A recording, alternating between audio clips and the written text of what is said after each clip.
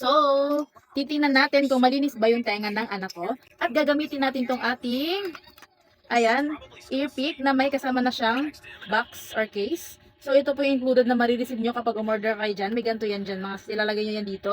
And then, meron tayong extra dito. Ayan. Pag luma na yung ganito ninyo. And, kung paano siya gamitin, ipipress nyo lang siya dito. Ganyan. So, iilaw na yan. Ganyan po yung ilaw niya. Safe po siya gamitin kasi malambot naman yung dulo niyan mga mima. Ayan. Malambot po siya, oh. Ayan. Malambot po yung dulo niyan mga sisa. Ipe-press nyo lang siyang ganyan.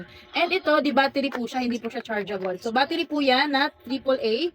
Ayan. So, ito, ikutin nyo lang itong ganito dito. Dito nyo po ilalagay yung battery. So, ganyan yung itsura. Ayan. Tapos, may battery siya, dalawa. Tama, dalawang battery po. Yung ilalagay ninyong battery dyan is AAA, yung maliit na battery. Ayan. So, ganyan lang po siya. Kadaling gamitin, kadaling lagyan ng battery. Ayan. So, ipe-press nyo lang siyang ganyan ha. Ayan, para mas makita ninyo yung tenga na ano niya kung malinis o hindi. So, ito po yung ginagamit namin ng anak ko kapag lilinisin ko yung tenga niya. So, maganda dito is safe yung ano ninyo. Mayroon na siyang case. And available to yung color is pink, blue, green, and yellow. Of course, kasi favorite ng bibi ko is yellow. So, yellow yung binili ng mama niya. Ayan, so ganyan lang po siya gagamitin ha. Very safe po siya gamitin kasi malambot naman yung ganito. So, ayan. Ayan dyan guys. Ayan, nakakalinis talaga siya ng tenga mga mi. Pagkabila alam, patingin ako lang. Harap ka naman. Ang gawin, payakap sa mama niya.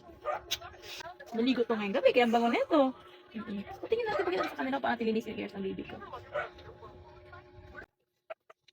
Halos kalilinis ko lang din sa kanya, siguro mga last 2 weeks pa. Last 2 weeks, kakalinis ko ng tenga niya. Okay pa rin yung tenga niya ngayon, guys. Ayan.